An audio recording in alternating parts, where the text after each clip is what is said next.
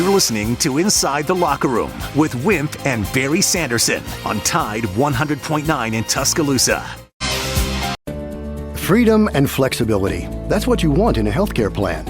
And with Humana's Medicare Advantage PPO plans, you can see any doctor in the country who accepts Medicare, including specialists, with no referrals needed. Plus, you can go in and out of network for the same copay for doctor's visits. Learn more at gethumana.com.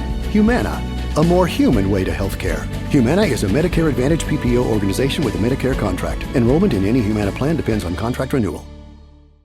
Inside the Locker Room with former Crimson Tide basketball coach Wimp Sanderson and his son, former SEC and ACC assistant basketball coach Barry Sanderson. It's time to take you inside the locker room on your home for Alabama sports. Tide 100.9 and streaming on the Tide 100.9 app.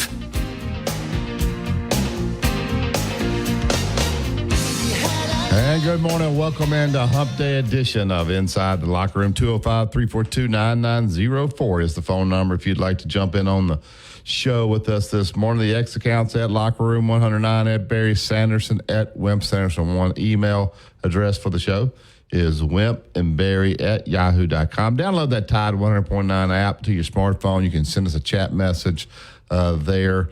And we can respond to. We got a ton of those yesterday. I couldn't even get to all those, and we appreciate getting those. We want to thank Yellowwood Pressure Treated Pine for Great Southern. They make this 7 o'clock hour possible. Always remember, guys, if it doesn't have that yellow tag on it, then you certainly don't want it. We got Chase Brumfield behind the glass, spinning the records, getting you on and off the show. So we appreciate Chase. Good morning, Dad. How are you this morning? I'm doing okay. Not a whole lot to talk about. Liberty, who's got probably the longest winning streak, I think, had a 31-24 win last night. The Mets beat the Phillies 2-1. Not 2-1, pardon. The Mets beat the Phillies, and they are up 2-1. Yeah, 7-2. And 7-2. And the Padres beat the Dodgers. They are also up 2-1 games. We'll see what happens with those games. My Cleveland team doesn't play on Saturday. Got their back against the wall now with that loss at home. The NCAA has cut the transfer times from 45 down to 30. I'm not going to go through all of that. Just don't use listeners don't want to hear all that. Not interested in to start with. We'll probably talk about it sometime during the shows, but they've reduced that somewhat. Malachi Moore made the statement that he felt like its plays in order for them to adjust was coming in a little bit late. That affected them some. On the other hand, Coach came out and said that third down defense and run defense need to be improved. So he mentioned it came in. It wasn't a big article about it, but everybody's trying to find out why the defense is not what it's supposed to be. Commented that he thought he came in late for them to adjust to the formations that their team was running. So we'll see. In basketball, Duke was picked number one in the ACC in preseason with North Carolina next. Cooper Flagg, I guess, did that because he's a great player at Duke. I think media day they called and invited me to come, but I forgot what time I got to get Garth on. Media day for basketball, I think it's next Tuesday here in Birmingham. About the other thing, we have a lot of public abuse of athletes and of players, more so than ever before. Of course, we've got more stuff going because of the betting situation. They're criticizing, jumping people before the games, after games, during the games, texts and so forth. So the gambling thing is huge, so much bigger than people ever realize. Millions and millions of dollars, people betting that don't really have enough money to buy groceries, thinking they're going to make money because they're smart. And so I got several letters when I was coaching about the score that we should have beaten a team by, didn't. So that's part of it. The only other factor that I didn't have a chance to find out about this morning was Milton, the storm.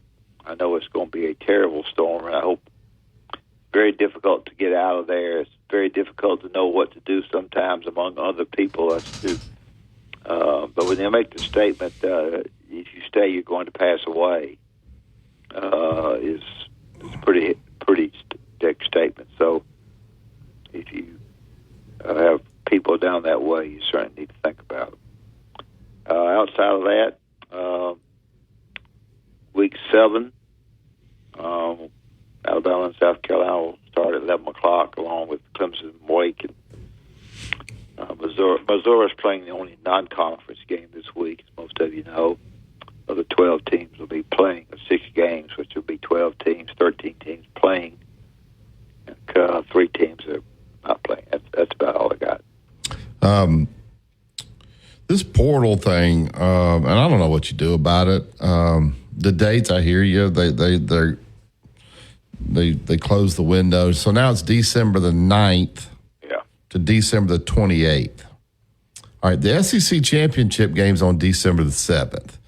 The first bowl games this year start on December the 16th. That would be the Cricket Celebration Bowl. You got the Camilla Bowl on the 14th, the Boca Raton Bowl on the 18th.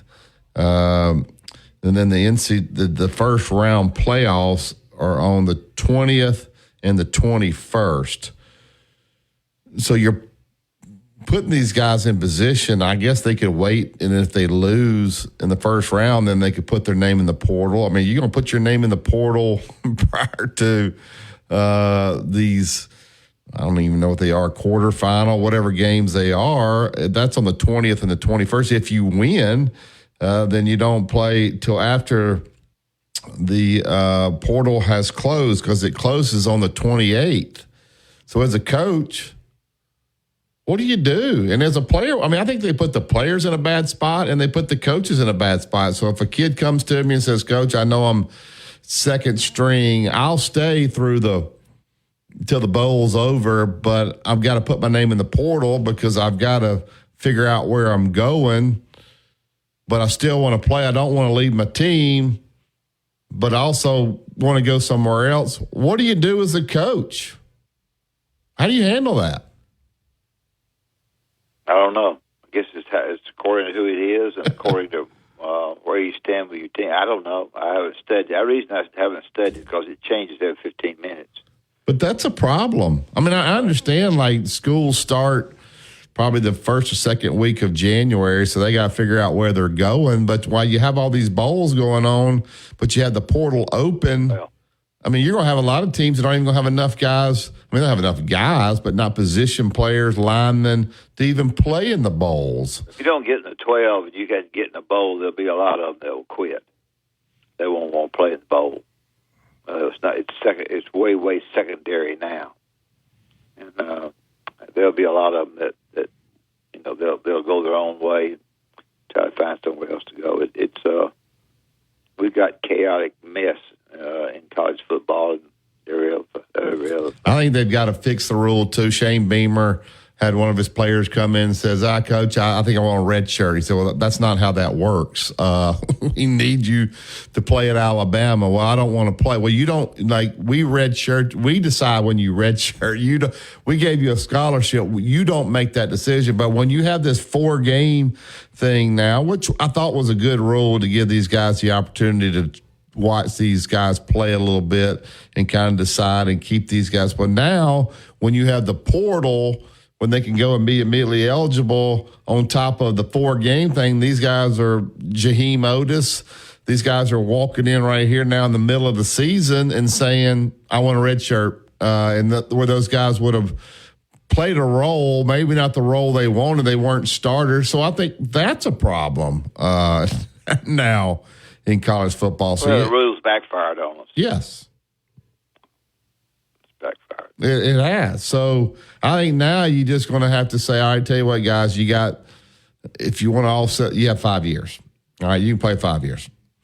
If you redshirt, whatever, you still only get 5 years. If you want to play that 5th year, and the school has the option after the 4th year to retain your 5th year based on what you've done and I would say you have to stay at a certain school a certain length of time in order to get the 5th year there. But you take the rules, and I think we know this because we've been in it. Whenever you make a rule, then the coaches or the players find a way to exploit it, and that's what's happened now here in college. So I'd be frustrated. I mean, I wouldn't.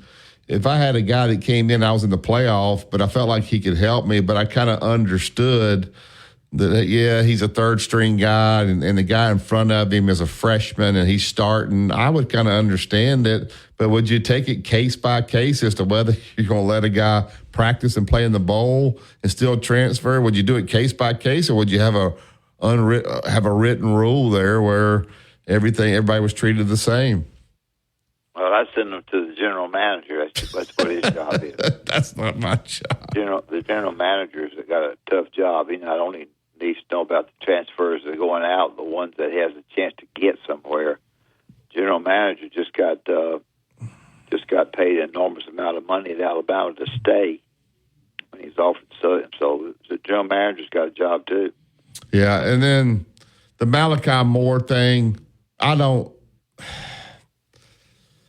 like him saying the calls aren't getting in time. Now, I don't mind them talking about it in the defensive room with the staff and that being an in-house thing. But when you get into the media and you've had your problem and then you want to say, well, we're having anxiety because we're not getting – why are you saying that in front of the media? Why are you telling the public that? You're trying to make an excuse for how poor the defense played? Why are you doing that? I think to some degree you're trying to make the excuse. I think you're trying to give the media a reason why you weren't as good defensively as. So you're blaming your coach. Yeah, sure you are. I just think they couldn't handle the options. I don't think they went back and looked at the quarterback's play before he ever came to Vanderbilt, how good he was, and I think he took the game somewhat lightly. I think the more media access people have, Chase and Dad, the more problems come around. You got Peyton Thorne now on a podcast, and he's saying, I didn't check out of the play. But you got Hugh Freeze saying he checked out of the play. Now, both of those can't be true. So when you got the starting quarterback or your captain in the media basically questioning the integrity of the coach or how he's coaching or how he's getting things in, I think maybe that's the new age of player. I don't see why you're doing this publicly now. We're giving the player more money they've ever gotten. They're calling for it now. They also want more decisions as to how much they're going to play and when they're going to play, when they're going to redshirt. We always talk about it. Now it's sort of more of a player's game because everybody's getting paid. But when it becomes a player's game, you're dead.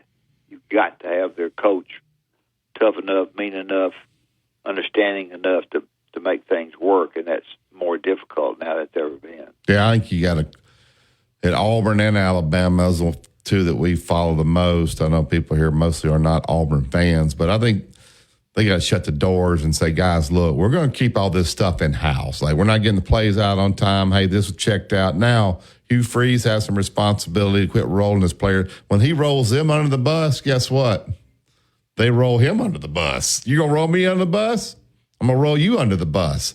And so everybody's rolling everybody on the bus. Everybody's got grease on their head right now. So I don't know, just my thoughts about it's a new time in college football. I think the portal rules are bad. I think the window is bad because guys are going to be wanting to move on, and they're not going to be there for their team in the bowl games. In some situations, I would understand it.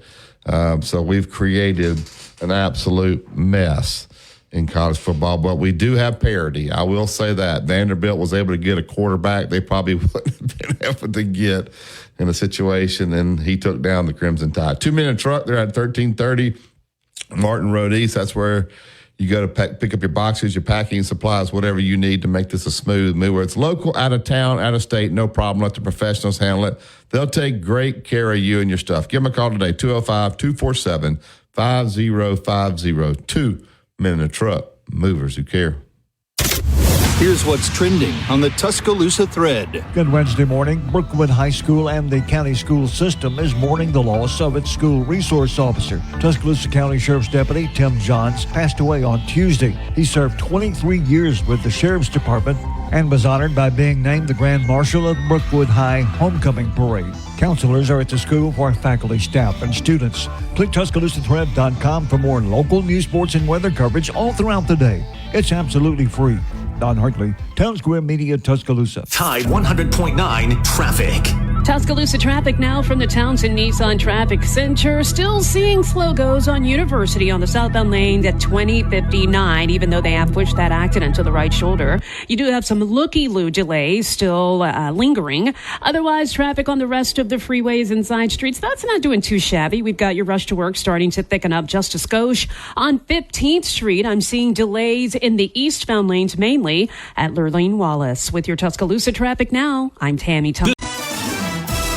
Road tripping, business travel, or bringing your car in for repairs. All great reasons to rent a Toyota at Tuscaloosa Toyota. You can rent the latest Toyota models for a day, a week, or a weekend. Every Toyota rental-car comes with 24 hours roadside assistance and is backed by an entire team of people you know and trust. Rent a Toyota and let's go places. Reserving yours is a breeze at TuscaloosaToyota.com. Black Alabama. Stay up to date with the Crimson Tide. Local high school sports and Bama in the pros right here on Tide 100.9.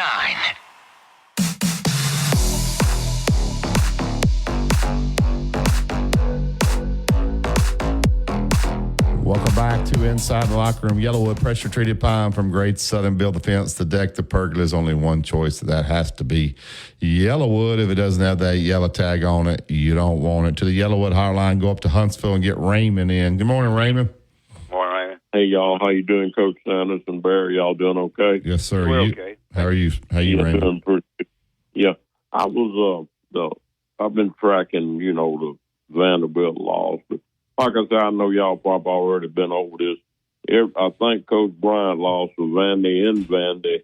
I can't remember whether it was in the 70s or not, but yeah, every coach has lost a game, and I have a problem with so-called Alabama fans, and I call them so-called because a lot of them are fair weather. They'll turn on a coach or a player in a minute. But the Malachi Moore situation, somebody should be checking his blood to make sure there's not any substances in there, because that kind of behavior usually is just not common, So I'd be more concerned about his health than anything else. But that behavior is not acceptable on a football field, on a classroom, or anywhere else. And I'm just kind of disappointed in so-called fans on how they turned on Coach DeBoer. But if he didn't know it, but I guess he know it not to expect it. But, some of these fans need to be sent to the Middle East and let them know what hard times are, because a lot of them don't. They're spoiled. But I appreciate y'all's show, and thank y'all. Raymond, I would just expound on that. It's easy to, when they beat Georgia, everybody, they don't really need you then. Everybody's feeling so good about just like, as a parent, when your child goes through a tough time, you try to help them through it and you support them. If they did something that was stupid, then, you try to teach them, but you support them. The Alabama fan seems to turn on the kids and the coach when they don't support them and try to help them and pick them up. I mean, you can be critical, I guess, to a certain extent, but that's when they really need you. They don't need you when they beat Georgia. They need you when everybody's kicking them around. And that's what's been happening here a lot here lately. 69-70 season, Coach Bryant went 6-5 and 6-5-1. I knew who Coach Bryant was before Popeye. I also knew who Coach Sanderson was, because I had a picture of him. I worked for the Tuscaloosa News as a photographer. I had a picture of him, and I wanted to get it signed. And he actually let me come up to his office. I was in school down there, and he signed it for me. But on the Bear Bryant show that Sunday that year, when he went 6-5 and 6-5-1, the fans turned on it. Maybe you're too old to be coaching, and several other comments. But he had them to bring up the studio lights that Sunday. And he told them, he said, when it comes time for me to leave the University of Alabama, I'll do that. He said, until then, you so-called fans out there, that's where I got that from. I'm not listening to a word you say. So I'm behind Coach DeBoer. I'm not going to beat him up. And these people, like I said, they need to journey to the Middle East and let them know what hard times are. A lot of them are spoiled brats. And I got another word I put in between spoiled brats, and it begins with an A. There you I'm go. not going to skip the golf show. But you're right, Barry. People turn on you in a minute, whoever you are, whether you're playing football or tiddlywinks or blackjacks, you know. Yep. But I appreciate y'all taking my call, Coach Okay, Sanderson. thank you. Appreciate it. Thank you. Thank you, Raymond. Talk about Coach Bryant. Dad, they even turned on him. It's not saying everything. You have to say everything's rosy. We've been critical of some things, but not. We've been critical. I have about how Malachi Moore handled the situation, but I wouldn't give up on him. I think he can learn from this and come back and teach somebody else. And there was a time there when the people started to turn on Coach Bryant, right? Talk about those times. Yeah, there was. They felt like that, when they were ridiculous, they felt like he was too old to coach. Coach Bryant was shown what they were going to do offensively by Mal, and accepted it and liked it, what they did. He was coaching the players without coaching, without really getting down there on calling stuff. Mal called the offensive stuff, and Ken Donahue and them did the defensive stuff. Coach was in charge, and everybody knew that. And when you went to see Coach Bryant, you knocked on the door.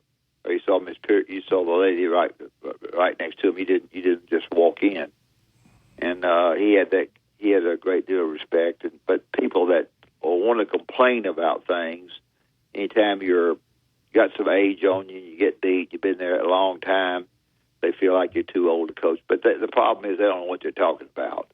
The ability to handle those kids was there, and he knew what to do.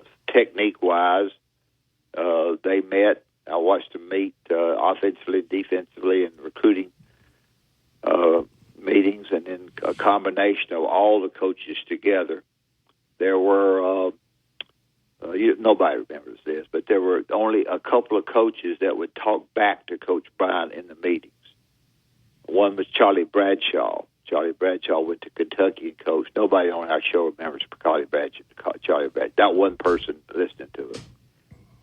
Ken Donahue would be the other one that would say something. Pat James might say something, probably wouldn't. But Ken Donahue would say something on the defensive end if they had a meeting and coach was saying something and they disagreed with it. Outside of that, they kept their mouth shut and listened rather than talk. So it was quite different back then, and very, very good.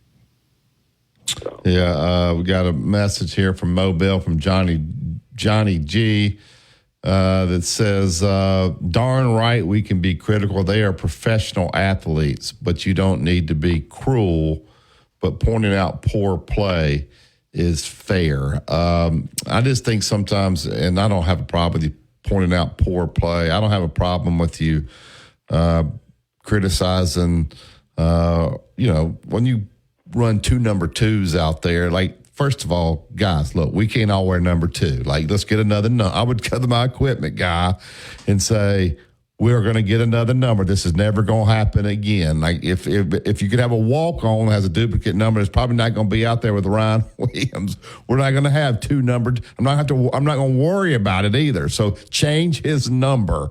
Those are things to be critical about. But when you get personal, I think is when it kind of sometimes goes over the line. I think. Well, you have to also. I think you have to you have to understand the opponent. The opponent has ability too. They have more ability than you think they do. They're more excited to play probably than you are, and they're pretty good players. They've been pretty good. Their name is Vanderbilt, and that name rings a bell that they're not very good. But Vanderbilt has beaten Alabama before.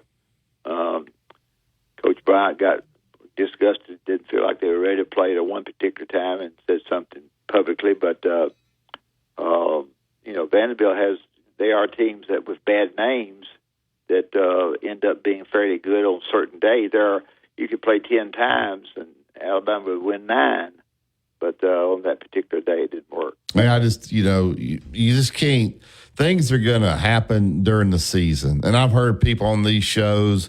They actually criticized Coach Saban's staffs here the last couple of years and talking about, we have so much better of a staff now. And then this game happened, and now they're turning back on this staff. Well, I don't think Coach Saban's staff was bad, and this staff's probably not. Yeah, you have to remember too, the players change from one defensive coordinator to the next. They've had good. They always go back to the guy what's his name, that got caught cheating at Tennessee. That's all they talk Jeremy about. What Pruitt. he did. Yeah, what he did. Nobody else could do anything. But a lot of them has done a pretty darn good job, I think. And your players change as you go.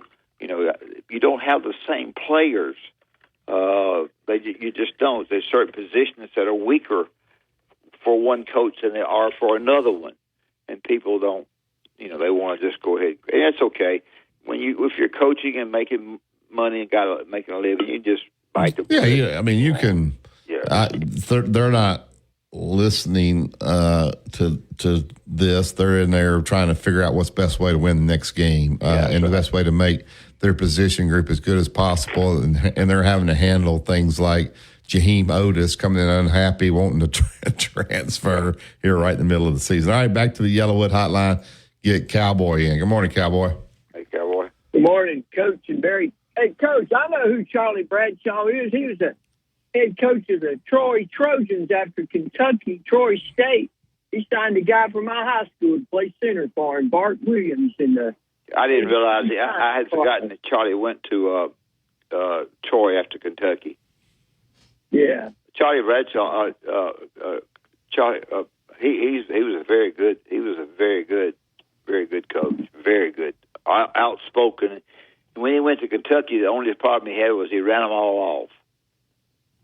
Yeah, when Howard Snellenberger played at Kentucky, he said Coach Bryant jumps and shoot at Kentucky. He had us practicing in the dark to caught light. Oh yeah.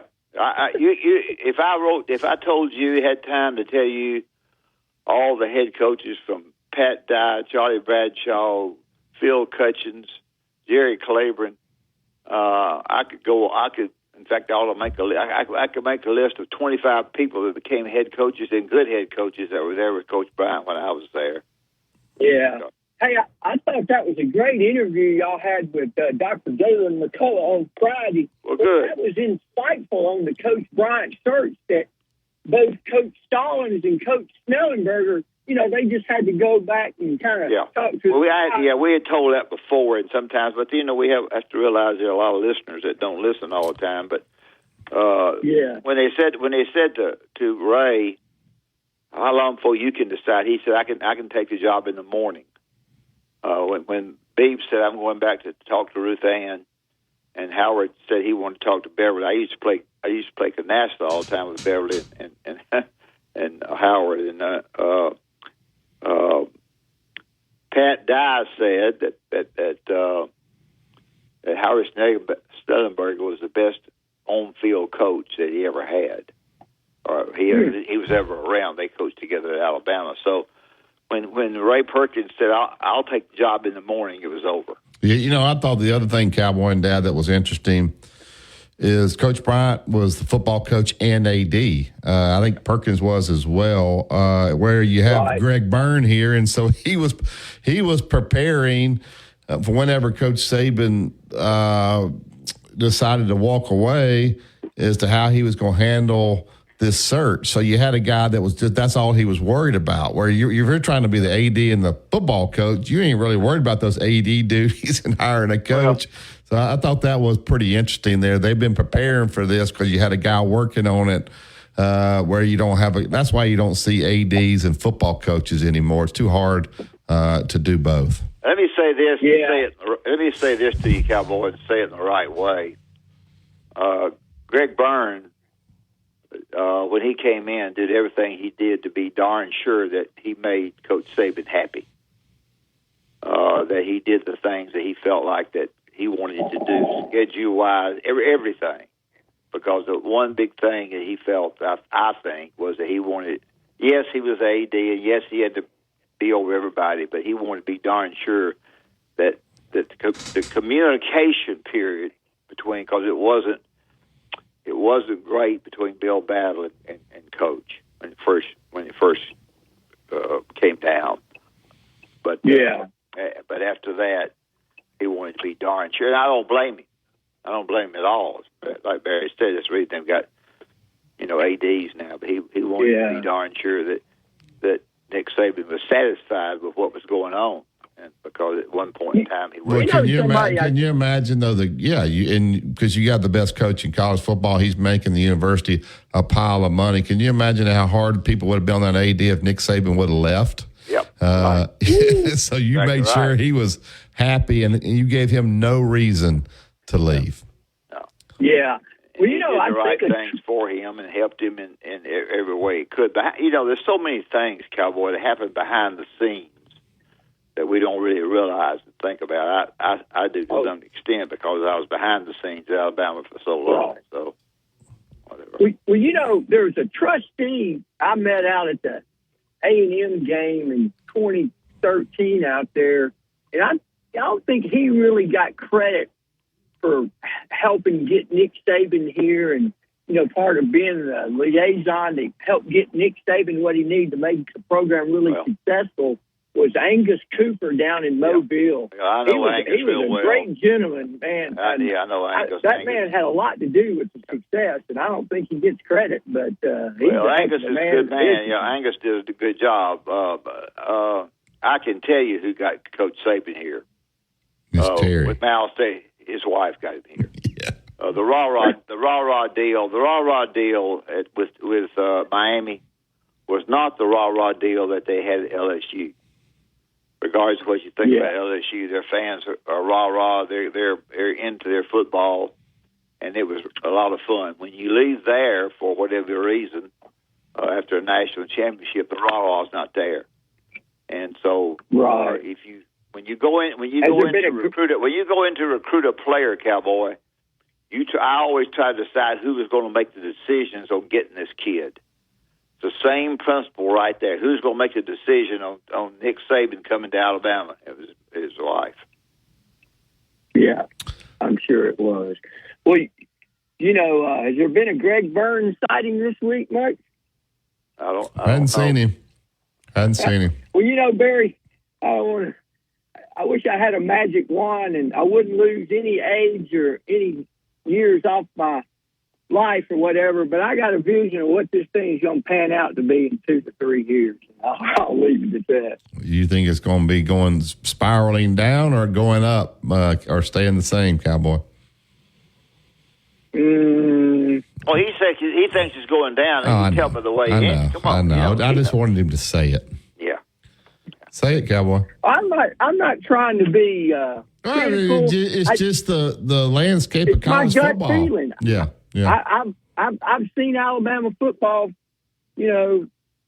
for 56 years, and since I can remember, and it's got a lot of similarities to some things that have happened over the years, and I wish the guy good luck, but I don't know. You can have 5 of the greatest coaches that ever coached come together at the same time. They can't make it as good as Coach Saban made it. It's not going to be that good. Yeah. Thank you, Cowboy. It won't be. All right, be good, guys. All right, we'll take the break here. Keep the phone lines open, 205-342-9904. You listen to Tide 100.9, 1230 AM WTBC. It's the home of Alabama sports. Tide 100.9 traffic. Tuscaloosa traffic now from the Townsend Nissan Traffic Center. University southbound at 2059 got an accident on the way out. They pushed it to the shoulder, and so now they're about to drive off with the whole thing, and you won't have to worry about that, at least not for the time being. Now, moving across the rest of the area, we do have some construction zones slowing you down, and that specifically is on 2059 eastbound between Joe Malisham and McFarland. I am seeing traffic starting to volumize there. With your Tuscaloosa traffic now, Tammy. Zaxby's Sensation Salad is so much more than a plain old salad. It's a salad. Which begs the question, at what point does a salad stop being a salad and become a salad? Is it when you add Zaxby's fried chicken to it? Crunchy wontons? Asian slaw? Citrus vinaigrette? Teriyaki glaze? Sweet and spicy sauce? Or is it when you top it all with a handmade perfectly fried egg roll? Without a doubt, the egg roll. The Zensation salad, only at Zaxby's. Tide 100.9 Tuscaloosa weather. It's a dry forecast through the weekend. Lots of sunshine today, the high 83. Clear tonight, the low 57. For tomorrow and Friday, the sky's sunny both days. Highs between 78 and 81. And Saturday, sunny with a high at 81. I'm James Spann on the ABC 3340 Weather Center on Tide 100.9. It's 57 degrees in Tuscaloosa. Inside the Locker Room with Wimp and Barry on your home for Alabama sports. Tide 100.9 and streaming on the Tide 100.9 app.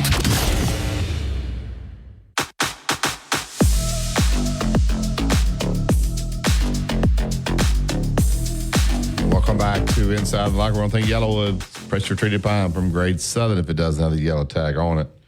You don't want it. All right, back to the Yellowwood hotline. We got lines open, 205-342-9904. Get Philip in. Good morning, Philip. Good morning. Good morning, man. How you doing today? We're good. How are you? Good. I'm fine. Barry, I still feel like, just as Joe fan, I still feel like we're drinking the Vanderbilt bourbon 4 days later. And I guess my cautionary tale to the team and the coaching staff is, if you think Vanderbilt was bad, try losing to South Carolina at home. I've seen people say that the Vanderbilt loss was the worst loss in Alabama football history. Is that true, Philip? Well, I'll go back a ways, so I don't go back as far as some people, but I do go back a ways. Now, I remember when Coach Curry and Alabama lost to Memphis State at the time. That was pretty bad. I was also in attendance at the Northern Illinois game under Shula. That was god-awful. And I was a student when Georgia Tech beat Notre Dame in Birmingham to open the season, and Georgia Tech proceeded to not win a game the rest of the year. So I've seen some terrible losses. But I would not agree with that, because this is Vanderbilt AC, not Vanderbilt BC. BC means before changes. AC means after changes. And the changes I'm speaking of are the unmitigated free movement of portaling and NIL. Yeah. I guess people, there's been bad losses. There's always bad losses. But when you were ranked number one, coming off beating Georgia, you snap their 40-something game winning streak, and you lose to a team that you hadn't lost to in 40 years. Maybe that's because you were one. Like, you lost to Louisiana Monroe. You weren't good. You were bad that year. Now, we'll see what this football team is. They may not be as good as we thought they were after they beat Georgia. We will know a lot here in the next 3 weeks, Philip, with the schedule. We're going to know an awful lot. We're going to know a lot this coming Saturday, Barry. South Carolina, as my son, talked to me about a little while ago, they've got a receiver that's about 6'5", 240. They've got good defensive people that can get off the edge and sack the quarterback. They're a good football team, and they may not have the snap that Vanderbilt's got right now because of that big win. But if Alabama goes in there lackadaisical and not ready to play, and I'm not sure if they're ready to play. I mean, Barry, I watched those interviews yesterday, and they were milquetoast. Malachi Moore, I wouldn't even been on camera yesterday. I'd have issued a personal statement saying, hey, I'm going to focus on the game. Dad, the Alabama fans are on edge right now. If the game's at 11 o'clock, if they start playing poor defensively, if South Carolina really starts moving the ball on them, these fans are going to, you've seen it, Philip, the frustration sets in the stadium, almost to the point of booing. So that's where it's at right now. Now, if they play great, they're going to go crazy. If they start struggling, Dad, I want you to comment on this. The fans kind of almost start to turn against you and the coordinator and the defensive guys there. So they need to, for themselves, they need to play well defensively, but also just to energize that stadium, because if it goes bad early, I could see these people turning on them. Dad, your thoughts on that? Well, I think that's true, but I also think that I don't agree with Philip particularly. I think to win the game, I think the real turning point of the season and how they're going to do will be at Tennessee. Yeah, I think the Alabama-South Carolina game will get by the way, but I think if you want to look at what they're going to do, I think Tennessee is good, not as good as they have been. Quarterback is good, not great, not worth the money he was gotten. They're better defensively. Just from a fan standpoint, as a coach, I would be worried about South Carolina, of course. But I think the real key to knowing whether you're good or bad is Tennessee. Well, you got Tennessee, then Missouri, then at LSU. That at LSU is going to be a real challenge as well. So if you lose 2 out of 3 of those, then your final 12's over, and then people really. I don't think they'll lose 2 out of 3 of those. I said if you did, you could lose at Tennessee and LSU. You don't think? Yeah, I guess you could. Right? I guess you could. I think Tennessee is the bell cow. If Alabama plays the way they're capable of playing and beats South Carolina, I'll put that if in there. I think that's a big deal right there, Tennessee. My worry is, Philip, when Florida State went over to London or wherever they went and they lost, you thought when they came back they were going to win, right? You just thought they were. They were at home and they lost, and then they lost again, and you also realize they're not very good. And so if South Carolina torches Alabama's defense, then we can start to say, you know what, this defense is just not that good. It wasn't the offense at Vanderbilt. It wasn't that quarterback. At the end of the day, this defense is just not very good. And I'll be honest with you, offensively, they're really good, but they don't. I thought our running backs would get more yards than what they get. They don't get a lot. I remember in the past, these guys would knock off 8-9 yard runs at a time. We were very physical. I don't see that with this offense. They do score fast. They do score fast. That's good. I think you scored every play. But we will, if they play poorly Saturday, then we making this say, you know what, this defense is just not any good. Not very good. I honestly agree with you on that. And I agree with Wimp. I think Alabama should win the game. They're at home. They've got a lot to fight for. But all I'm saying is you don't want to dip your toe into the water of let's fool around and find out. You sure don't. You don't. I agree with that. You don't overlook South Carolina. My point is that once if you're fortunate enough to beat out South Carolina, whatever you do, good or bad, your turning point as to where you're going with this team in week number 8 or 9 will be Tennessee. Mm-hmm. Do you think? I think Tennessee. I think Tennessee may be Vanderbilt may be one of the most hard-nosed teams Alabama plays all year. I'll give them credit for that. And then I think the jury's out on Tennessee. I kind of agree with Dad. That quarterback, he ripped Chattanooga and all those people, but when he got to Arkansas, he looked pretty average. So the next 3 weeks, he's got Florida, Alabama, and Kentucky. Tennessee does. Now, they got all those games at home. And Mississippi State, so they got 4 home games in a row. But we will find out.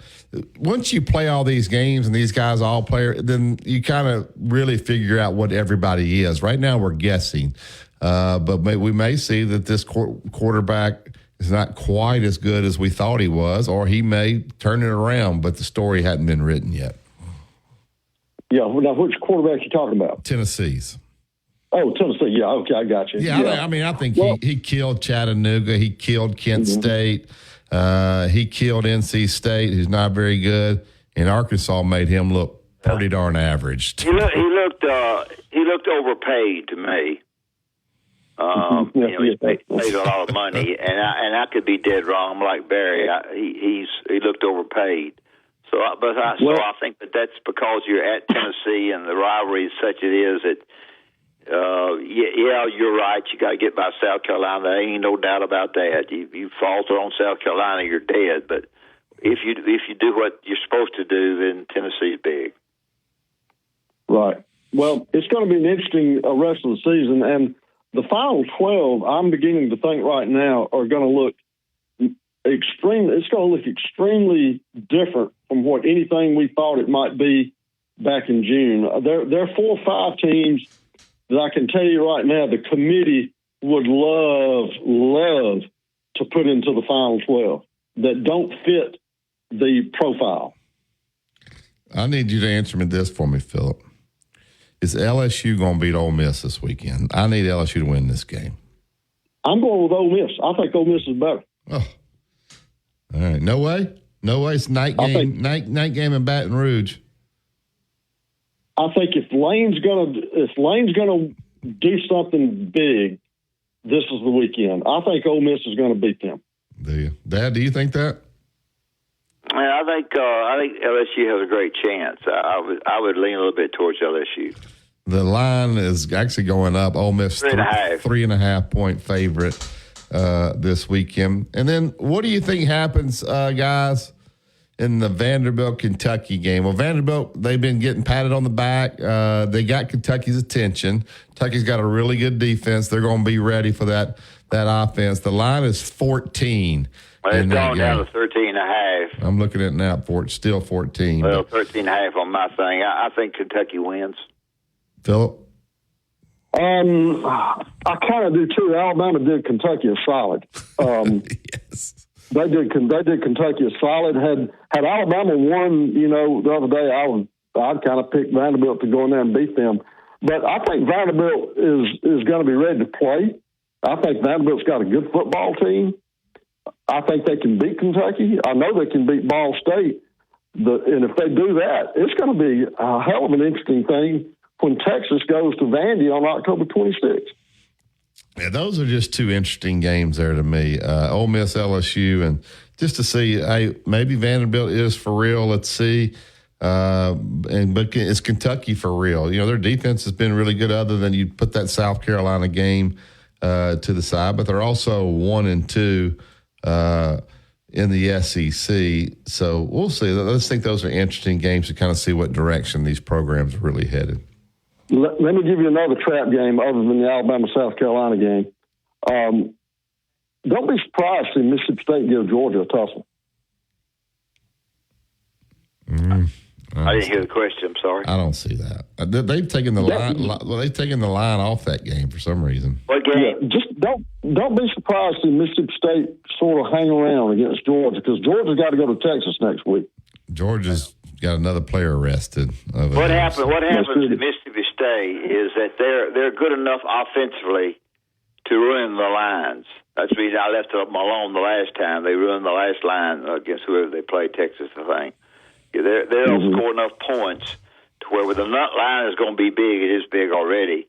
If you're a gambler, to really think about it before you take the other team.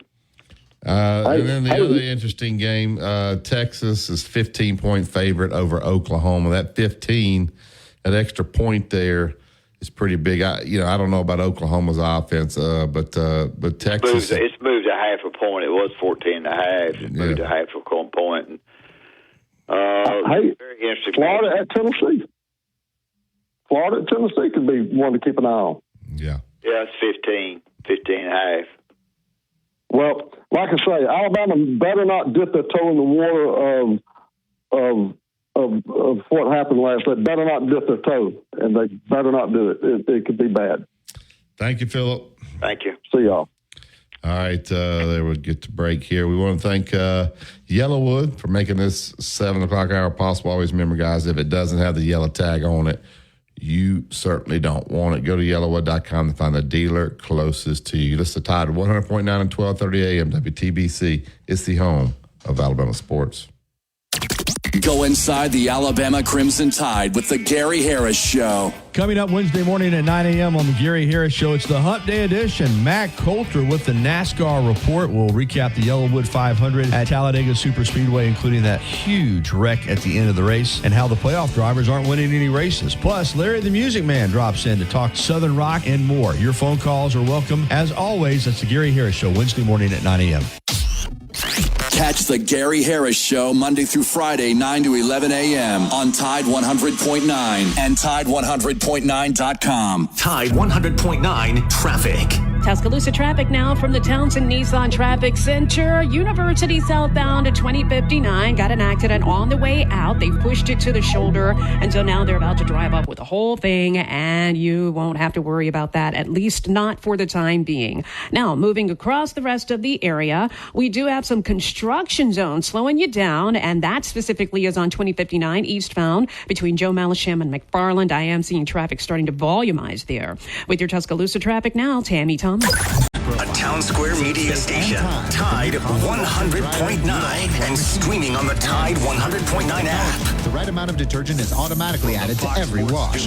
Laundry Day is a whole lot smarter with the GE Profile Ultra Fast Combo with Smart Dispense only at the Home Depot. Right now, save up to $1,600 and financing on select appliances with fall savings. The Padres hold off the Dodgers for a 6-5 win. San Diego scored all 6 of their runs in the second inning. Have you taken a look at the electric bill for your business or plant recently? About 1/3 of the cost likely comes from lighting. Consolidated Electrical Distributors and All-Phase Electric Supply can help reduce those costs by nearly 50% with more energy-efficient fixtures. This helps reduce the demand on the HVAC systems and improving productivity by adjusting light to off. From the Fox Sports Studios in Los Angeles, here's Eddie Garcia. In postseason baseball, we had a pair of NLDS games and wins for both the home teams. The Padres hold off the Dodgers for a 6-5 win. San Diego scored all 6 of their runs in the second inning. Fernando Tatis Jr. had a 2-run homer, and David Peralta added a 2 RBI double.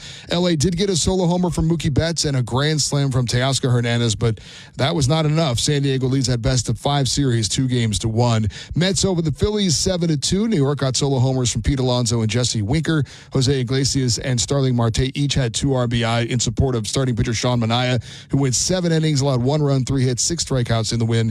New York leads that best-of-5 series 2-1. News from the NFL, where the New York Jets fired head coach Robert Saleh after a 2-3 start to the season. Saleh was in his 4th year as head coach. His team's never made the playoffs. He finishes with a record of 20-36. Defensive coordinator Jeff Ulbrich has been named interim head coach. It's the Tide 100.9 30K Workday Payday. Woo! Win cash every weekday 8 to 5. Here's this hour's cash code. 140. Again, that's 140. The code is 140. Enter that code now on the Tide 100.9 app. Click on the 30K Payday button and enter the code for a chance to win $30,000.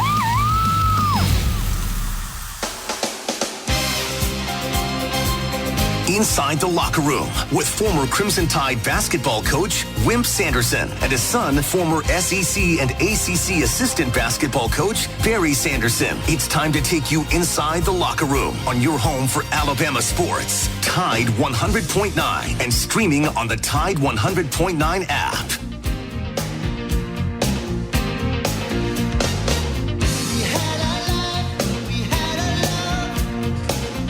Welcome back to the second hour of Inside the Locker Room. I want to thank Andrew Kniffer. Andrew Kniffer is my Allstate insurance agent. He's out at 4705 McFarland Boulevard, Suite 3 over in Northport. Don't just pay the bill. Know exactly what you're paying and what you need. 205-722-9201. Looking for home, life, auto.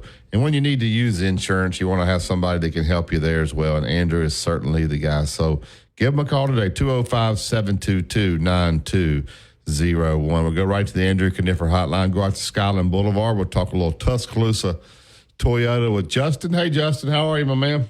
Good morning. How you guys doing? We're good. How are you? Man, doing well. I hope Tuscaloosa's outside of Tuscaloosa Toyota. I know it's a sick feeling this week. It's been rough. You sound sick, Justin. You sick? Hey, got these change over to the weather, sinuses, whatever you want to call it. All right. Well, that's not good. Get yourself well. No, I'm doing good. I'm doing fine. Just just got the sinus stuff, but I'm good. It is what it is, isn't it? All right, tell us what's going on out at Tuscaloosa Toyota right now. Hey, I tell you, man, the inventory, there's one thing about working for David and Tuscaloosa Toyota, you never have to worry about inventory. We have a ton of used cars. I mean, our used cars is somewhere, in that 140 to 150 range, and we've got cars. I was quoting somebody yesterday in a $12,000 car, and we've got different vehicles from all different varieties, and we take our cars and we run them through the shop, and if it needs tires, brake pads, it doesn't matter. They get all of that stuff with a lifetime warranty. All of our used cars backed by the lifetime warranty, knowing that you can leave and not have to do anything to it because we've done everything. We've gone through it. First guys get a blank check, and if it needs to be done, it gets done, and that's the quality. And then on top of that, it's the best price. And we price them to sell them, and we're not in love with them, and that's why our used cars we normally sell somewhere in the 150, to 160 range. And to be able to do that, you got to sell high quality cars and price them to sell. Right now, bunch of used cars on our lot. If you're looking for really any different type of thing, check out the website. That's where you can probably find what you're looking for. You got the tire special going on right now, I know, which is a great deal there. Tell everybody about that. Buy 3, get 1 for $1. Or can they get any tire there from you guys, Justin? Absolutely no. You don't have to get one certain one. It's not pushing you toward one certain kind. You can do any tire you want to. Buy 3, get 1 for $1. That deal can't be going on through the month of October. All right, we got you in a bad cell service today for some reason. You sound like you're in a hole today. Can you hear me? Yes, I can hear you well. All right. Talk about a little bit about the website. You guys they can come see you, but if somebody's not living here in Tuscaloosa and wants to do business over the website, talk a little bit about that and how to do that, Justin. Yeah, absolutely. So you just jump on our website. I met the last 2 days with people in Mississippi. They was able to jump on the website. We were able to do everything. First way, it's a car with somewhere between 50 and 75 pictures with a wraparound video of the car. So you see it. You see it just like you're standing there. And then at that point, if you're interested in buying it, we can do the financing through the website. Anything you want to do. So when you show up, you're just taking delivery of the car. I'm actually delivering a Land Cruiser to Mississippi tomorrow, where we did everything over the, online, and we did it right there at TuscaloosaToyota.com. Made it real easy, and everything's straightforward. So you can do your financing, and it's private. And then, and it's not just that, Barry. It's servicing a car, whatever you want to do. It's easy to do on the website. I don't know. We lost Justin. We lost him there. So anyway, go to TuscaloosaToyota.com or swing by Skyland Boulevard and see Justin, see David. These guys will take absolutely great care of you. All right, Dad, we got several app messages that have come in from the last hour. I'll read them off one at a time and let you comment if you want. Let's see, Johnny G in Mobile says, have y'all seen, there's a video out on social media, the guy that he breaks down Kane Womack's defense. This guy knows football. Then the app message says, have y'all seen the video on X breaking down Womack's defense? It shows how predictable it is and how it can be exploited. That is from Johnny G there in Mobile. So now people are putting the defense there and talking about how easy it is. So he's got a lot of negativity running about his coaching right now and this defense. That's why I think this defense needs to play good the start of this South Carolina game, where people are going to start to get restless. Just your thoughts about that. Well, my first thought about all this is players, not plays. Yeah. Players win games. Plays can certainly help you be in the right spot, but players win games. and getting the guys to play. I'm not sure they were ready to play. I have no idea. But I think to answer the man's question is, I think he has coached with the head coach before. He's been successful where he's been. It's a different kind of defense. I was concerned about it myself, not knowing. I don't know a lot about football, but I do think that people will study it. They will know what hurts it, and Georgia got beat in the game, but scored a lot of points, and I think the defense is a concern. Another message from Johnny says, worst loss because Alabama was number one in the way they got beat down. And they did get dominated, let's be honest. Let's give Vanderbilt credit. They had the ball 42 minutes to Alabama's a little under 18. They moved the ball when they wanted to. They basically had the perfect game plan. A couple turnovers and held the ball the whole game. So for me, it's different. Every loss that I had in basketball was the worst loss I've ever had because I didn't handle losing very well. In the minds of the public who keep up with a particular team, a particular sport, the name of the team that has not been successful over the years beats you. You want to call it the worst. It all counts as one loss. And what you do with that one loss is the ability that you have to bounce back and to get your team straight if you had that kind of loss in the minds of your kids and minds of your fans. So, to me, every loss counts the same, and that's one. Yeah. Jeff from Haynesville says DeBoer's biggest mistake so far was hiring Womack. It reminds me of the Golding hire from a smaller college. He should have gone for a home run hire on defense, especially with him being an offensive minded coach. It's going to tell here in the next couple of weeks what he has as a DC. I disagree with Jeff there. Well, I'm not saying this guy was a good hire, bad hire. Don't know yet. Just because you're at a small college, I can assure you there's some guys in smaller colleges that know defense probably better than a lot of these coordinators in the SEC. So just because you're at a small college does not mean. I think hiring the defensive coach as the head coach, I got that report yesterday on another show, is a real mistake. And the reason I say that is because I think if crowds and so forth are looking at the you've got to hire a good defensive person. I don't really like hiring a defensive person as the head coach. Well, he's saying DeBoer hiring Womack as the defense coordinator was a mistake. Yeah, well, I don't think it's proven yet, but I think it's not good right now. But I think when you're hiring coaches, and I've studied hiring coaches a lot more than anybody that texts into this show, you're better off with an offensive guy, an offensive mind right now. You can look at Mississippi State and see that. Yeah, but I don't. When he's saying that you go hire a guy from a smaller college, like I don't think that matters. That has nothing to do with it. One of the things that I don't think we've taken into account, this portal, like a lot of depth's been transferring out of Alabama. So these guys are not as good, as to be quite honest with you. They don't have the talent that they used to have. Now, his scheme may be too easy. I don't know.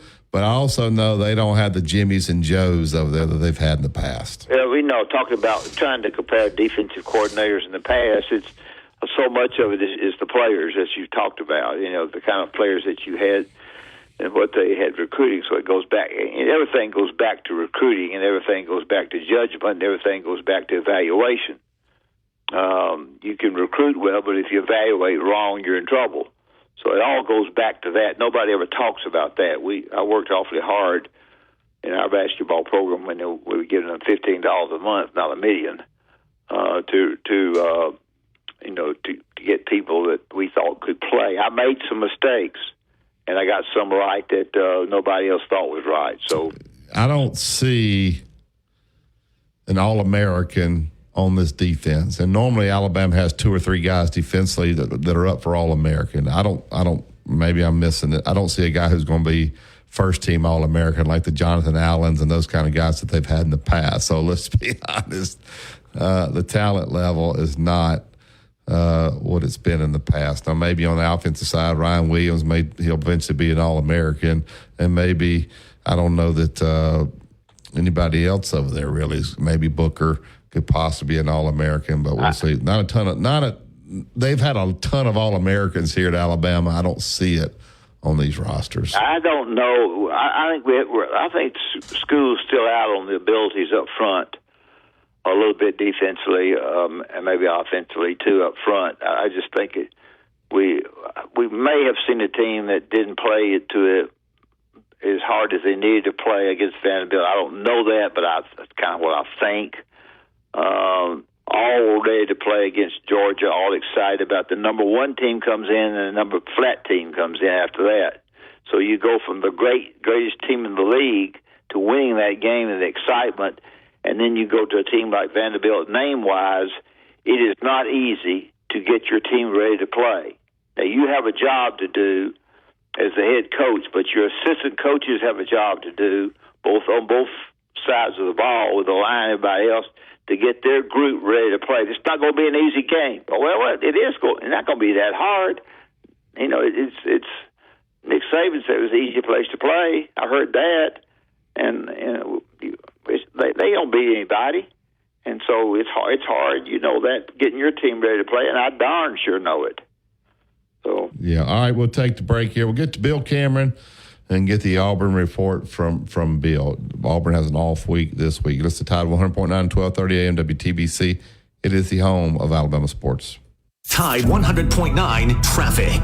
Tuscaloosa traffic now from the Townsend Nissan Traffic Center. We are moving a little swifter now on University at 2059. Earlier accident, all cleared, but now you have your situation on 2059, and this is inside the construction zone on the eastbound lanes between Joe Malisham and McFarland Boulevard. This has become very bumper to bumper now that your rush to work is all beefed up. And then moving on Lurleen Wallace northbound onto McFarland, that's not so bad. With your Tuscaloosa traffic now, Tammy Thomas. This report from the University of Alabama, this is Crimson Tide Today. It's a daily update on Bama sports, and it's brought to you by Everwood Treatment Company, the official treated lumber of Alabama athletics. Everwood, wood treated right. Hello again, everybody. I'm Roger Hoover. Here are thoughts from head coach Kalen DeBoer during Monday's press conference in Tuscaloosa. Watching the film and all of that from Saturday, just a lot of the same feelings I had, after the game. And I think the feelings, first of all, that the team has, certainly disappointed, upset, fired up, and I think, you're always looking at what the response is. And they came yesterday back, the thing you have to provide as coaches is the answers, an understanding of where we go from here. And I think our staff did a nice job, and I think our guys did a great job responding with the right mindset, with the right attitude, brought some great energy. Probably one of the nice things about having a Sunday where we get together is, we get to move on, outside of the building. The game gets held on to for not a day, probably not a week. For some people, you hold on to it for the rest of your life. I'll have more in a moment. Producing championship quality lumber is not an easy process, but at Everwood Preserving, it's our only process. Wood treated right. Everwood offers top-notch pressure-treated wood for decks, outdoor structures, commercial jobs, and more that you can build your reputation on. When it comes to quality, we're on the winning team. Visit your local Everwood dealer today and discover the difference for yourself. Everwood Preserving Incorporated, the official lumber of the Alabama Crimson Tide. Join us this afternoon for Crimson Drive, driven by NASCAR, streaming live at 2 p.m. Central on all CTSN social media platforms. Crimson Tide Today is brought to you by Everwood. Crimson Tide Today is a production of the Crimson Tide Sports Network from Learfield. Tide 100.9 Tuscaloosa weather. It's a dry forecast through the weekend. Lots of sunshine today, the high 83. Clear tonight, the low 57. For tomorrow and Friday, the sky's sunny both days. Highs between 78 and 81. And Saturday, sunny with a high at 81. I'm James Spann on the ABC 3340 Weather Center on Tide 100.9. Tide 100.9 Tuscaloosa weather. It's 61 degrees in Tuscaloosa. You're listening to Inside the Locker Room with Wimp and Barry, only on Tide 100.9 and streaming on the Tide 100.9 app.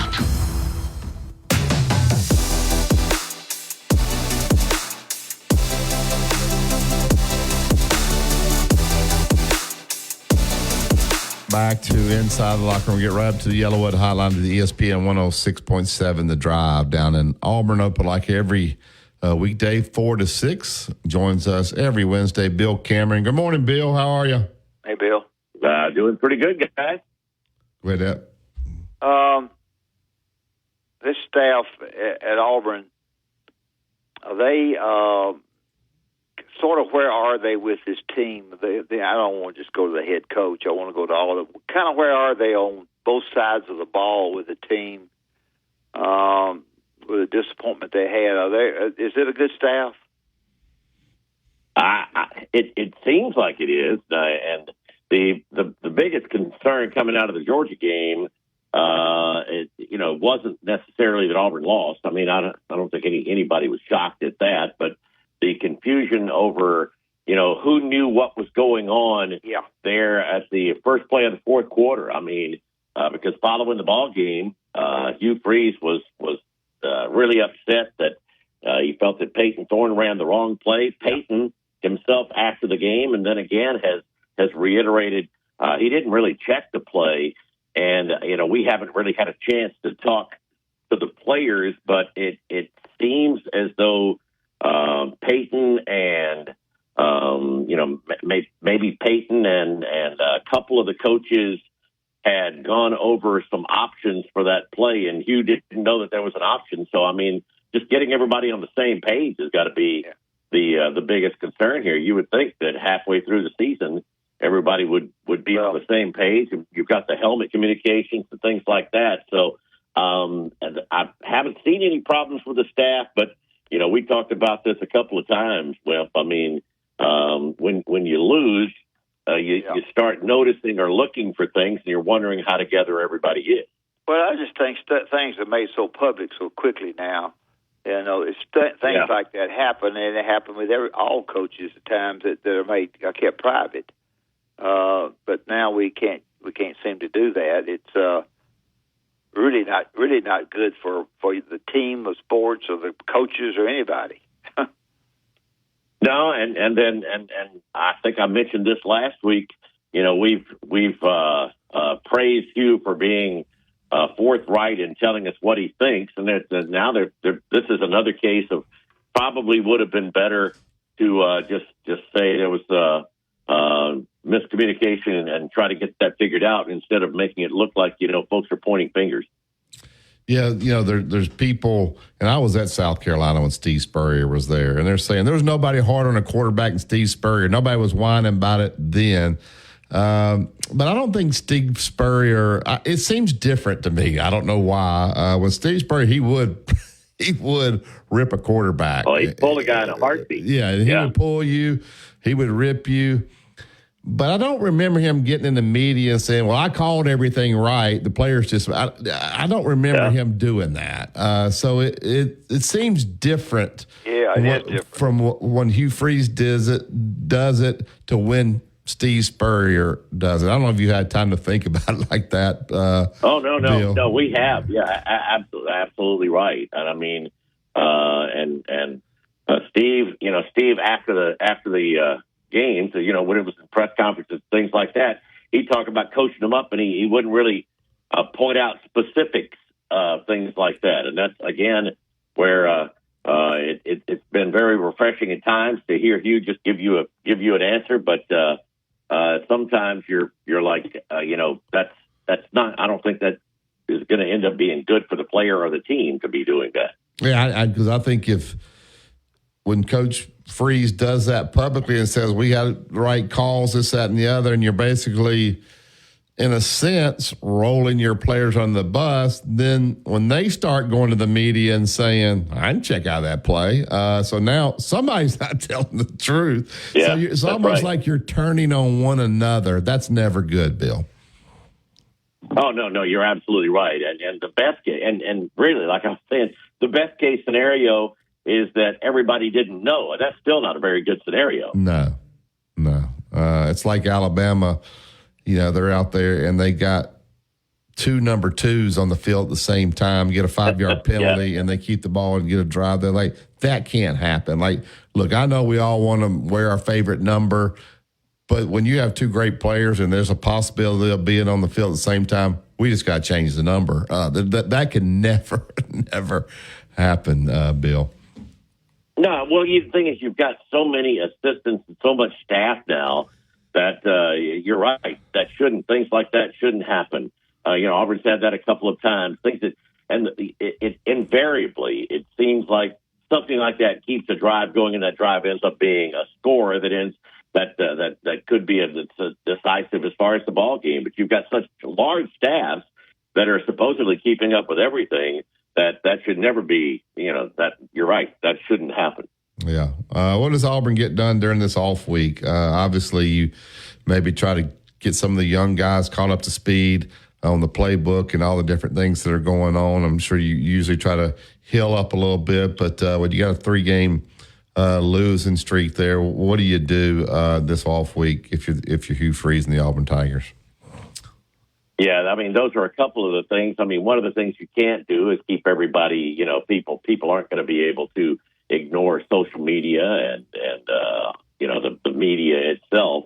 They're gonna hear the concerns and complaints. But no, I mean, absolutely getting some folks healed up. Auburn has been fortunate. They've only had one player that started the season that is the rest of the year, and that's Brandon Frazier, the big tight end. But they've got a lot of guys that have been banged up and have been playing more young guys lately. So it's an opportunity for them to get in there and try to make a push. It'll be really interesting. You've got, your season's half over, so you've got a good opportunity here to self-scout and sort of just assess everything you're doing and what you have been doing and see if you can. I mean, the big thing right now is try to keep everybody focused and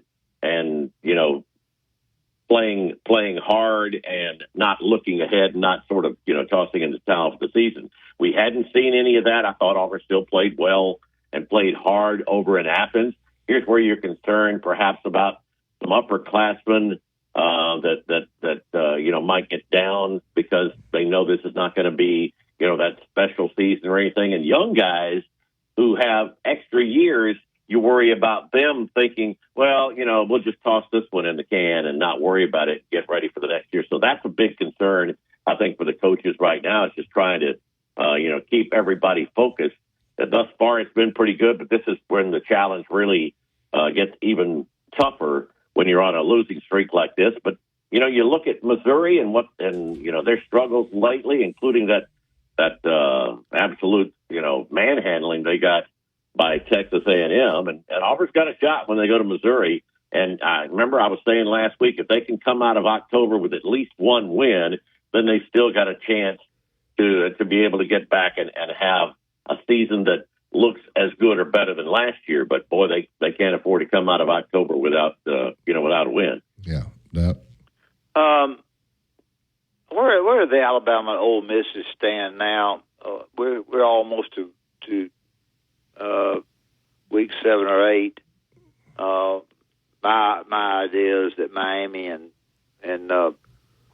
Clemson will probably get in the 12 out of the ACC. I could be wrong about Clemson, but I think they will. It's starting to look good. Ole Miss gotten beat going to an LSU team that could get them. Alabama has now gotten beat. Where are these two teams with a loss stand? Are they Georgia? Got to go to Texas. Any thoughts on what you think about somebody that next time they lose one like Alabama or Ole Miss, they're out of the 12?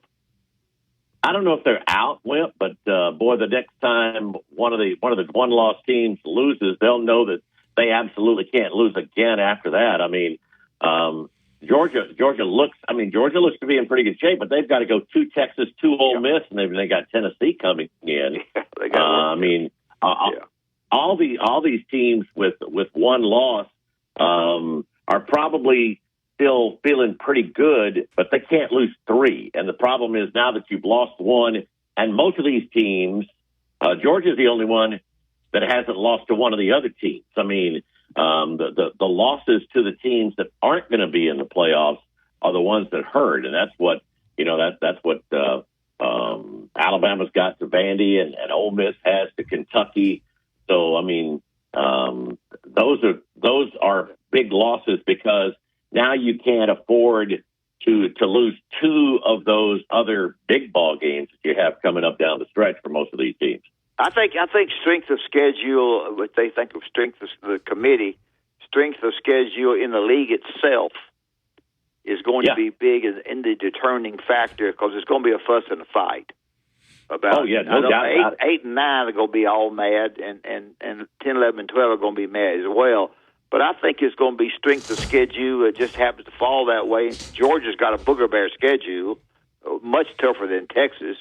And so I think the athletic directors are looking at that because they got to be sure who they could schedule in the non-conference games.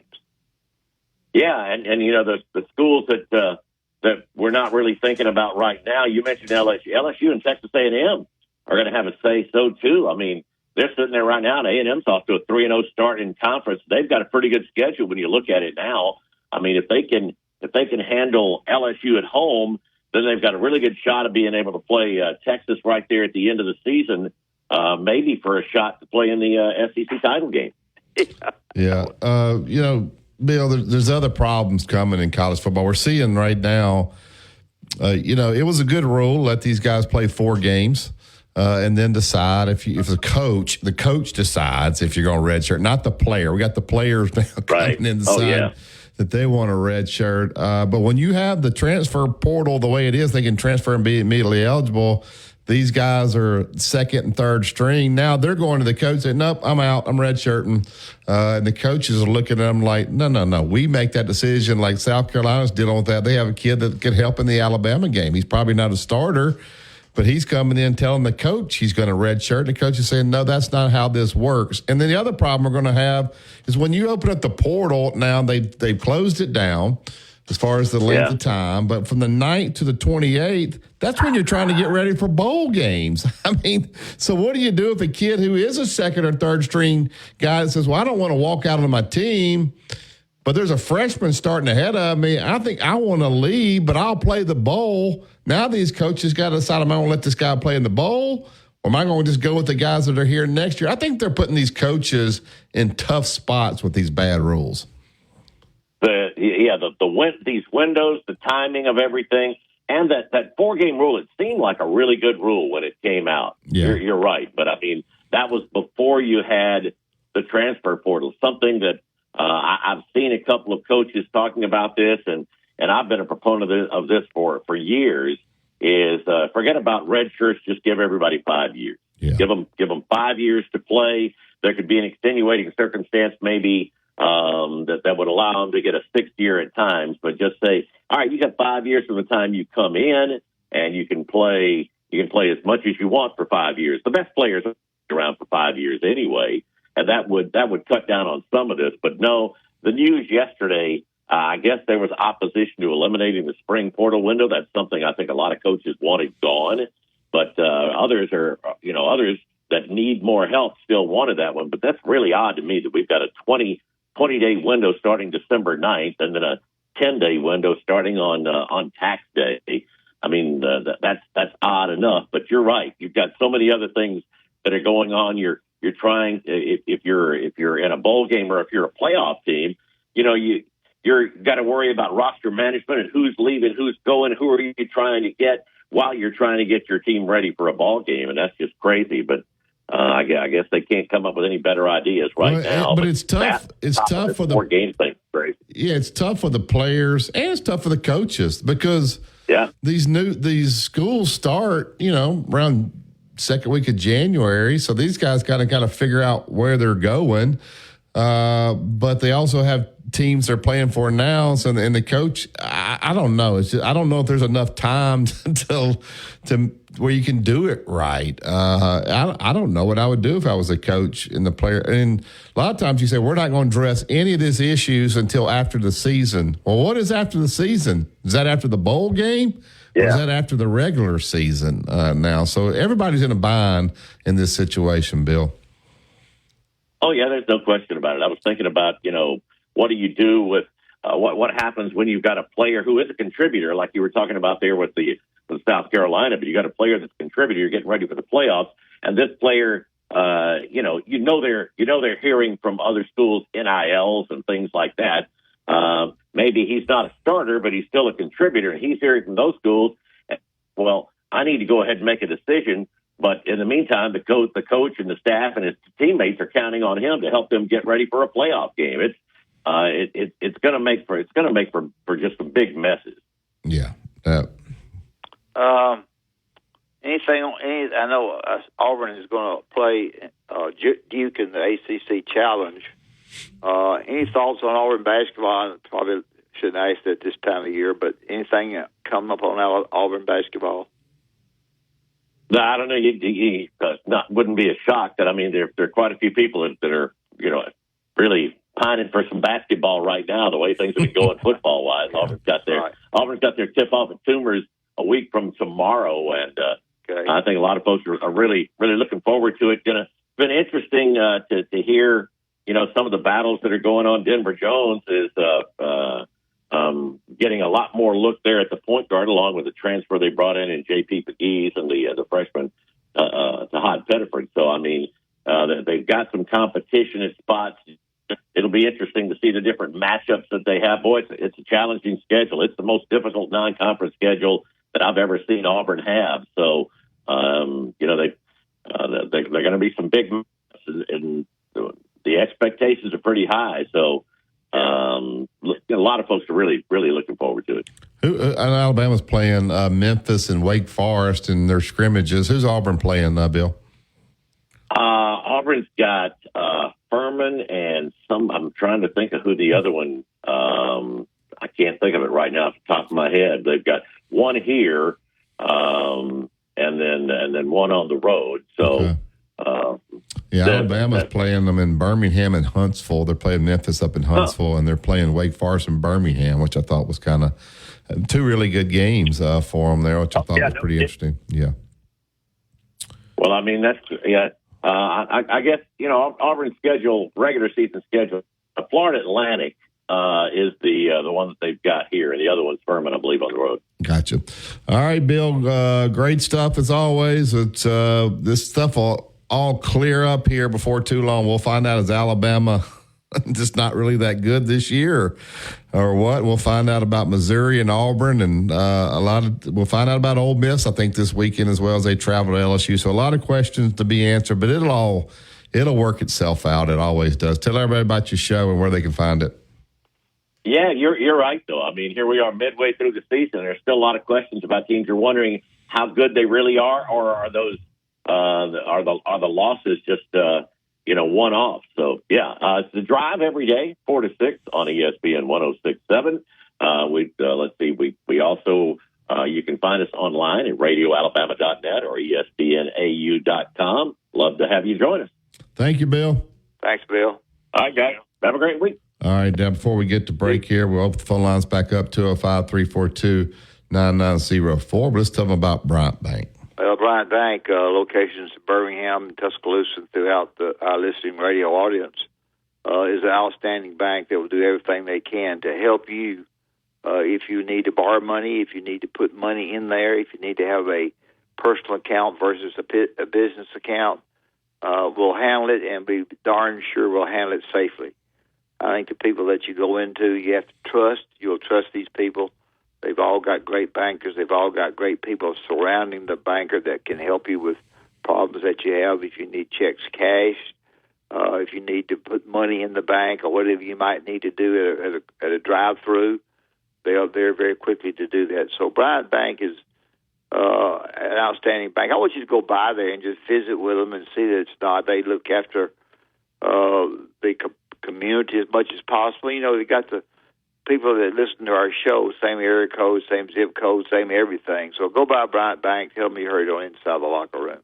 You listen to Tide 100.9 and 1230 AM WTBC. It's the home of Alabama sports. Tide 100.9 traffic. Tuscaloosa traffic now from the Townsend Nissan Traffic Center. Well, good morning to you. We've got our hands full on 2059 right now inside that construction zone. It's on the eastbound lanes between Joe Malisham and McFarland Boulevard. You definitely have your feet on those brake lights. And watch out for this door dinger on McFarland eastbound after Joe Malisham Parkway. And this is actually just before Flatwoods Road and North Part. You do have an accident, and that's going to slow you down just a skosh. With your Tuscaloosa traffic now, I'm Tammy Tom. It's a dry forecast through the weekend. Lots of sunshine today, the high 83. Clear tonight, the low 57.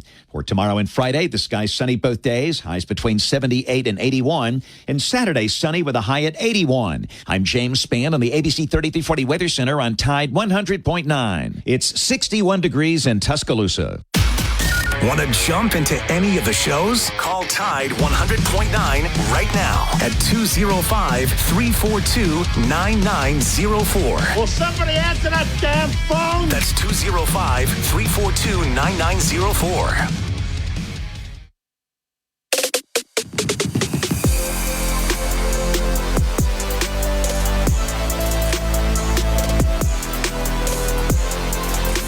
To Inside Lucky tomorrow, that'll release the Blue Plate special tomorrow. I know he's been studying on that. And that's brought to you by the Chuck Norwood Team, Remax and Gulf Shores. If you're buying or selling, then Chuck Norwood's your guy down in Orange Beach, Gulf Shores. Go to chucknorwood.com, or you can give him a call, 251-948-1212. Serving the coast for over 33 years and experience count. So Chuck Norwood is your guy. I've got Tom and Tony holding. So we'll get to Tom first. Good morning, Tom. How are you? Hey, Barry. Good morning, Coach. How are y'all? We're good. Okay, how are you? I'm good. Good show this morning. I thought you had some good calls and some, and I think that Bill's always a good guest in my estimation with the Auburn Report. So I've enjoyed it. And but, you brought up something early on, Coach, about, the abuse that these athletes are taking from online people, and it being from people that lost money in gambling. Yeah. And, did you see how many millions the NCAA spent on trying to figure that out?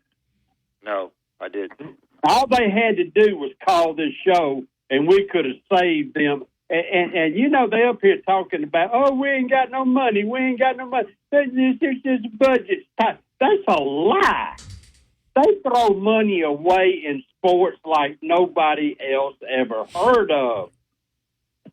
It's ridiculous what they spent on that study to find out that people that lost money are pissed off, and they text the athletes and give them fits about it. Yeah, I think it's that. I also think it's, because these guys are making money now, people feel like they can say whatever about them. They call them professionals now. Yeah. So, hey, they're getting paid, so we can say whatever we want now. So that's what. But the point is that, the decision making, like you brought up about the transfer portal and how they've moved that around and how's it going to work? It made it harder on everybody. No common sense whatsoever has been applied to when and how the transfer portal should work, right? And then that explains why they're $2 to $3 billion in the hole on a settlement because of bad judgment. Bad judgment on NIL, bad judgment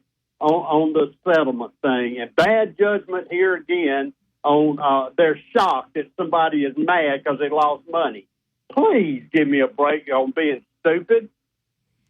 Yeah, but I think the NCAA's hands are tied. I think they had some rules. They tied their own hands. But they had some rules in place where it wasn't the wild, wild west. But when you start letting guys make money from everywhere and they're still eligible and we don't worry about academics anymore, then their rules are out the window. I don't know how you have good rules now if you're NCAA. They have no power whatsoever. You don't, because everything's got to be litigated, and everything you can't have rules unless it goes through the entire court system first, and then you got to decide, and then somebody finds some punctuation that's off in the law or the rule, and then they sue on that. I mean, It is absolutely ridiculous. Well, you got lawyers, and then you got you got judges that know nothing about athletics making these decisions. So that's a recipe for disaster right there. So thank you, Tom.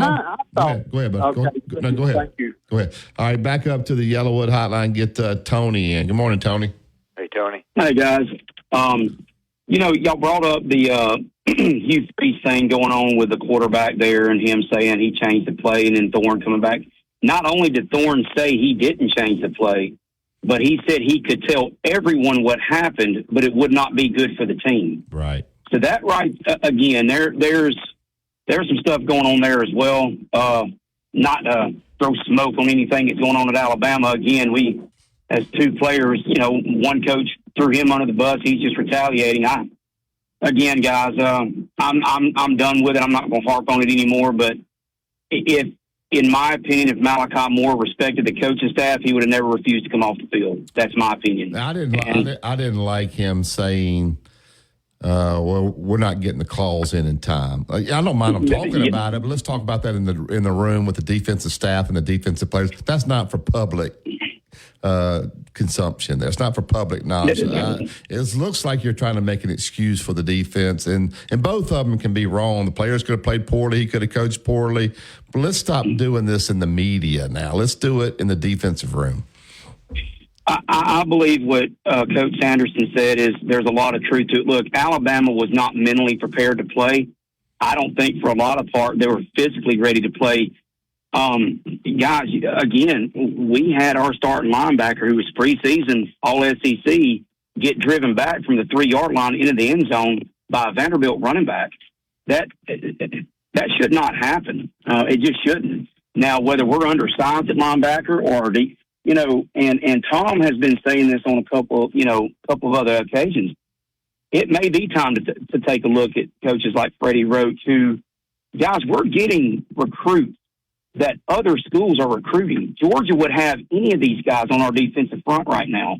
We're either every team is missing on these recruits that Alabama has got because they're recruiting them too, or they're all bad players, or we're not developing them. We have not had, I don't think, a first-round draft pick, even up front on defense, in maybe Quentin Williams. I don't know. But they're not getting developed. These guys, I hadn't studied that hard. Are these guys transferring out before they don't want to wait their turn anymore? So it's just a revolving door. Is that affecting the development of these guys?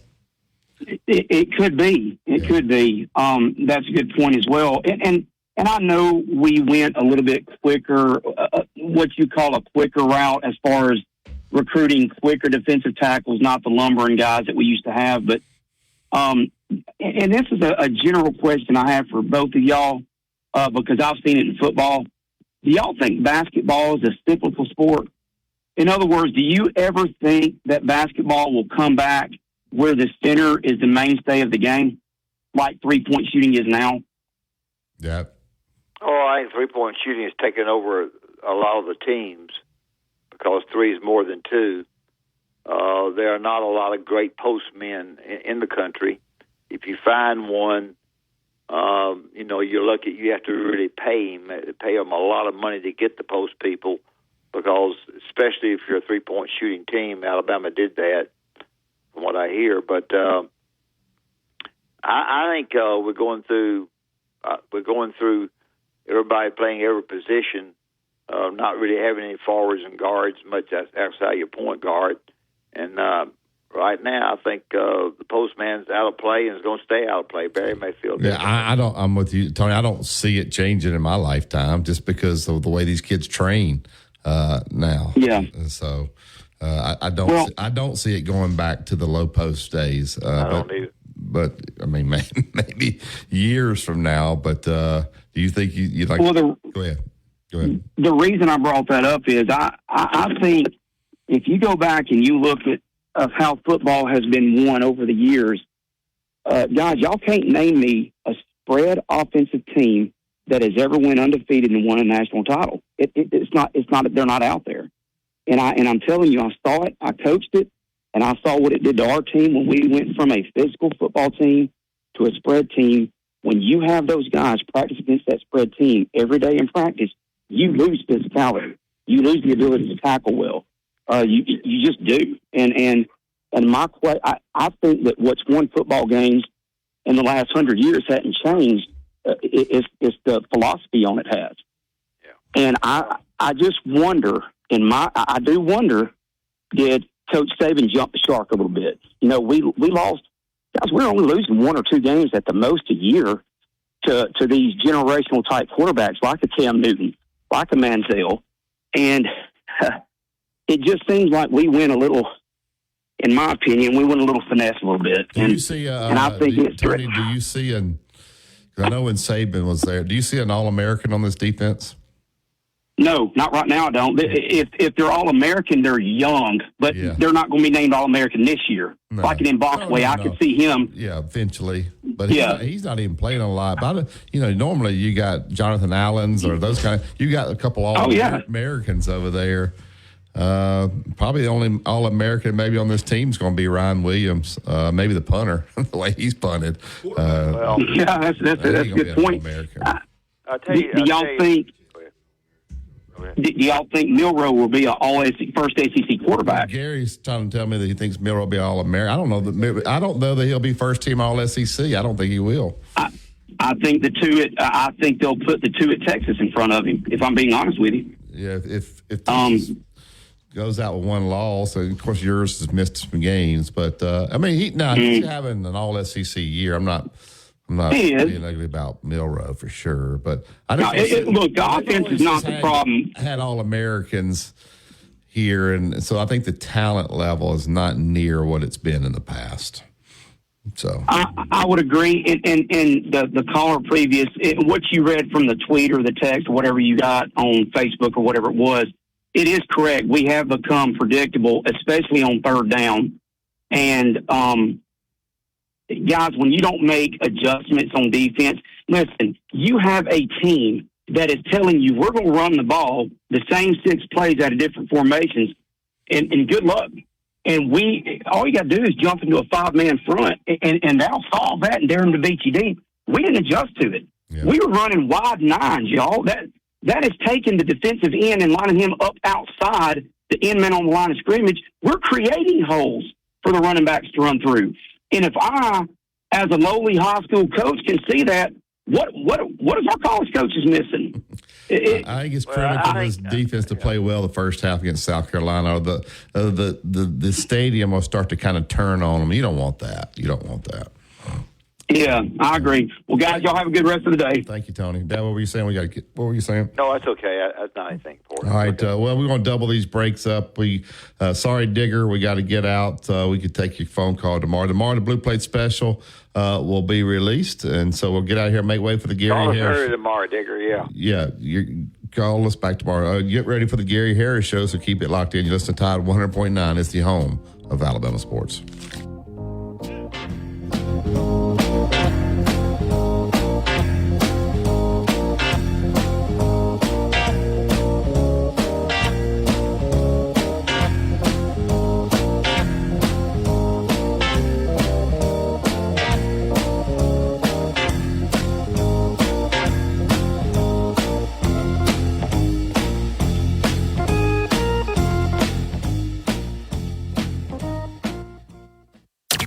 Go inside the Alabama Crimson Tide with the Gary Harris Show. Coming up Wednesday morning at 9 a.m. on the Gary Harris Show, it's the Hump Day edition. Matt Coulter with the NASCAR report. We'll recap the Yellowwood 500 at Talladega Superspeedway, including that huge wreck at the end of the race and how the playoff drivers aren't winning any races. Plus, Larry the Music Man drops in to talk Southern rock and more. Your phone calls are welcome. As always, that's the Gary Harris Show, Wednesday morning at 9 a.m. Catch the Gary Harris Show Monday through Friday, 9 to 11 a.m. on Tide 100.9 and Tide100.9.com. Tide 100.9 traffic. Tuscaloosa traffic now from the Townsend Nissan Traffic Center. Well, good morning to you. We've got our hands full on 2059 right now inside that construction zone. It's on the eastbound lanes between Joe Malisham and McFarland Boulevard. You definitely have your feet on those brake lights. And watch out for this door dinger on McFarland eastbound after Joe Malisham Parkway. And this is actually just before Flatwoods Road and North Part. You do have an accident, and that's going to slow you down just a skosh. With your Tuscaloosa traffic now, I'm Tammy Thomas. Zaxby's Sensation Salad is so much more than a plain old salad. It's a salad, which begs the question, at what point does a salad stop being a salad and become a salad? Is it when you add Zaxby's fried chicken to it? Crunchy wontons? Asian slaw? Citrus vinaigrette? Teriyaki glaze? Sweet and spicy sauce? Or is it when you top it all with a handmade perfectly fried egg roll? Without a doubt, the egg roll. The Sensation Salad, only at Zaxby's.